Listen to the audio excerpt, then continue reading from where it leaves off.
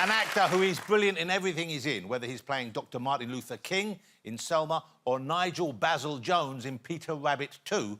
It's the supremely talented David Oyelowo. Welcome for the very first time, Sophie. I'm thrilled you're here. Are you a cricket fan, by the way? I did used to fancy you when I was a teenager. Wow. But I had very bad taste. I went out with a lot of scallies. Oh, OK. You shouldn't say I used to fancy someone, then say, but I had bad taste. That kind of like... That's a very backhanded compliment. Well, you were always the rebel, weren't you? And I liked that energy. Did you? Yeah. Ugly, but a rebel. No, fabulous, yeah. Now you're more serious, which is brilliant. Thank you. Yeah.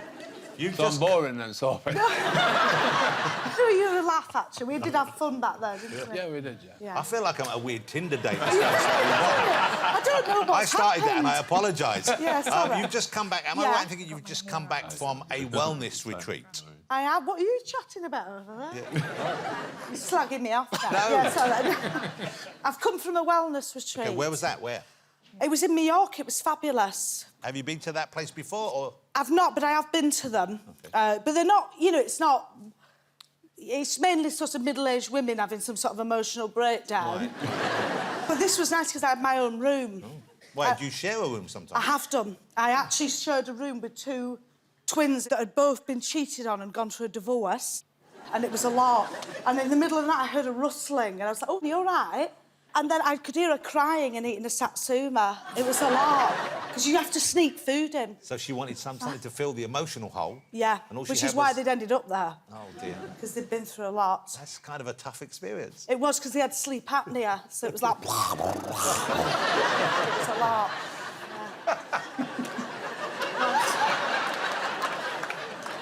David? Yes. Sorry, it's the visual. You look like you were milking something. I'm horrible, actually. So, David, let me ask you about living over in the US, which is primarily where you are now. Is that correct? Yes, that is home. What do you miss about here? What do you miss when you're living there? Oh, God. The theatre, I think, is the thing I miss the most. So you miss the thrill of performing live in front of a crowd? Of just being around the actors as well. I was just admitting to Sophie backstage that... Actually, I didn't tell you this. Watching you in Civvies when I was very young, watching you and Lenny James in Civvies was one of the moments I just thought, oh, gosh, I would love to do that. You were just extraordinary in that. He had a crush on you as well. Yeah. And I still do. Is the difference. It was a chest wig, I'll tell you now. Oh, really? And you had quite a big moustache in that as well, didn't you? I had a moustache, but Carl Francis, the director, was bald. He said, let's get your chest wig. Right? Women love running their fingers through my hair. I'm like, actually, you're bald, you idiot. But I wore the chest wig because it was my first lead and I did what I was told. It doesn't change anything for me. Yeah. No. The artifice isn't a problem. No.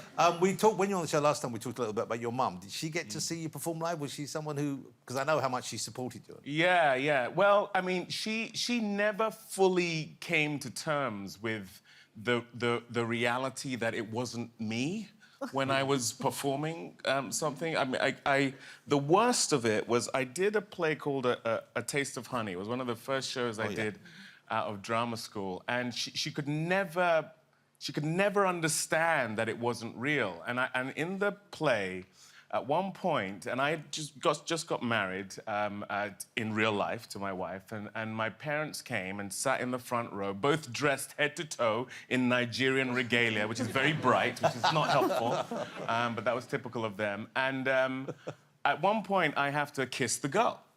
And I'm kissing her, and I hear, put her down. Put her down! and I'm thinking, who's talking in... Tokumbo, that's my Nigerian name. Tokumbo, put her down! So, after that... I am not exaggerating. This is exactly what happened. After the play, she's at stage, do you know you are married? I was like, yes, and my wife was in the audience. She knows that this... Anyway. You know, so BAFTA's already got 2, I've been corrected, maybe 2 more on the way. Do you have your eyes set on Hollywood, on movies, on Oscars? I would like BBC to sell Alma to Netflix and abroad to out America. Yeah. That'd be nice, because of White Lotus, we've got Amy Lou Wood repping the Northern Women. Sure. So when they say we can't have them, not since Daphne from Frasier, Yeah. we've now got Amy Lou Wood. Woo! Yeah. So I'm hoping she's going to be the gateway. Good. I thought you were going to say, I'm hoping she'll die so they can No. put me on. You know what I mean? No, We're I not love going her. there. No, No. good, because we don't I want love her her, when no yeah. one's saying that. But Rebel's been to the Oscars, and Yeah. you presented at the Oscars a few years ago, didn't you? Oh, I did. Yeah, at the 2020 Oscars, I got to present because I was in a hit movie, Cats. So they said, "Would you like to present, but you have to dress as a cat?" I have a picture. Oh, if this yeah. would help your head. This is the picture Yeah. of you on stage, and it does look like there was a moment when, OK, this is a good idea, and then maybe this isn't such a great idea any longer. yeah. OK, this is... have a look at this on stage at the Oscars, and you will see what Oh, I mean. yeah. So that's the cat look. But we have this picture of you when the award's being given. Put up the other picture with you, because this is amazing. Can you see... there you go. So what I love about that is you're standing looking solemn and respectful, both dressed as cats. Yeah. Freddie, do you ever get starstruck? Because you've met most people, and most people are excited to see you, but you're a very down-to-earth kind of guy. Cricketers mainly, because then the ones you're growing up. But then I remember years ago, Elton John. Wow. Well, he's a cricket fan, and then when we won in 2005, he took an interest in some champagne for us to drink on the bus, and I had a charity function the following year, and he came and did it for us at Battersea Park. So he got his piano, and he did a bit of singing, and then he asked us to go and sing with him Rocket Man, because that became like the anthem of the trip. Yeah. Unbeknown to him, I can't sing, so he drags me up, and he's an iPhone, so I started trying to sing it, and he sent me straight back off, back to my seat. But yeah, for me, it was always cricketers, and obviously everybody on this couch tonight. Just on Elton John, though, I have actually tongue-pashed Elton John. What? Yeah, it was at an Oscars after party, and he came in. It was 3 a.m. in the morning. It's just one of the crazy parties, and I thought he was coming in to kiss me in the cheek, and he full-on kisses me on the mouth, and we do a full-on tongue pash, and I'm like, it's Elton John. Wow. I'm just gonna go with it, and it was incredible. It was so... I reckon I would as well. Yeah. You would. John, isn't it? Yeah, it was Rocket Man. great. Yeah. You have to bend down. Right, he's really...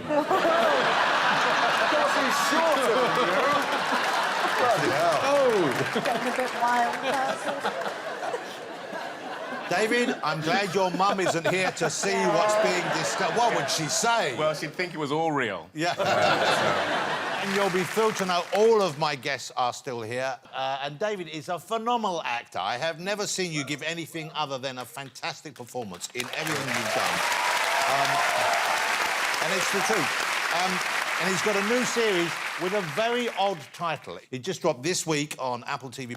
It's called Government Cheese. Yes. Which is a weird phrase. Yes, What here. does it mean? Not Here. in America.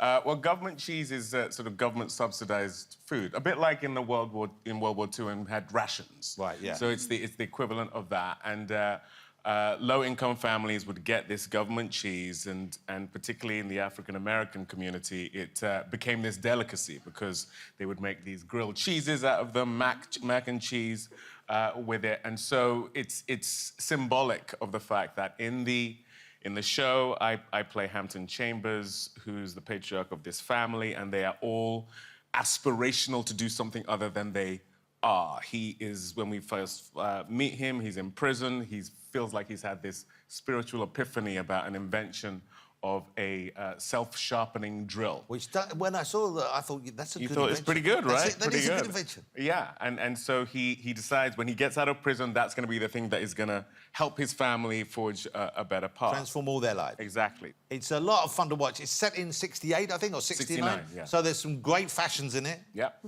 Some great music in it as well. As I said, it's just now for you to watch on Apple TV+. Have a look at this. Dad can make something out of nothing. He made the best sandwiches out of government cheese and white bread. All that poison food is probably what made him a criminal. This invention is my family's future. What's wrong with him? You would know if you'd been around. Do you know the Prevost brothers? I owe the Prevost brothers? I think you have a date. Are you in trouble? No. You need money? Yes. It's best to deal with situations in a timely fashion.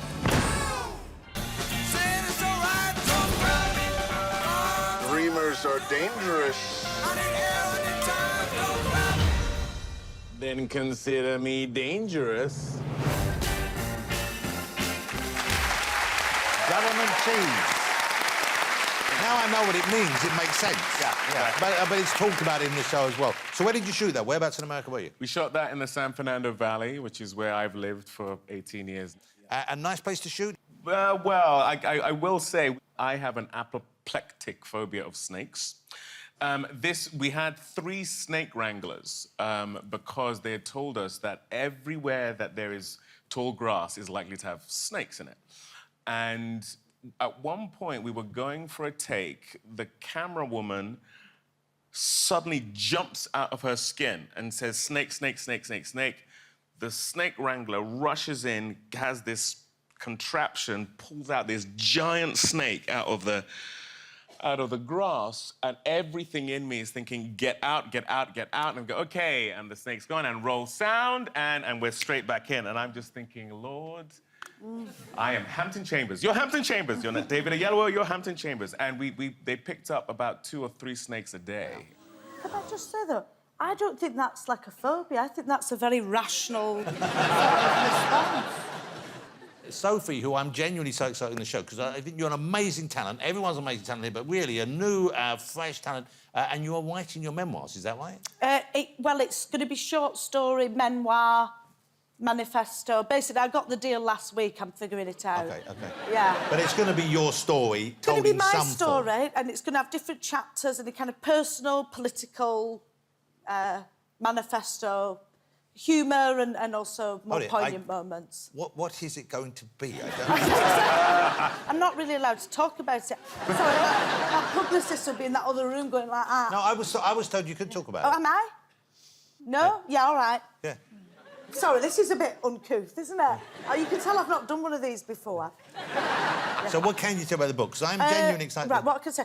It's going to be a... Sorry. It's going to be a series of short stories. OK. Kind of manifesto, memoir... I've said this. Freddie, you've already had an autobiography, haven't you? Yeah. And I think you're doing another one, is that right? Yeah, I've done 8 already. I'm going to do Did another you? one. Whoa. Yeah, this one's going to be like a short story, a manifesto. Yeah, thank you. No, it is.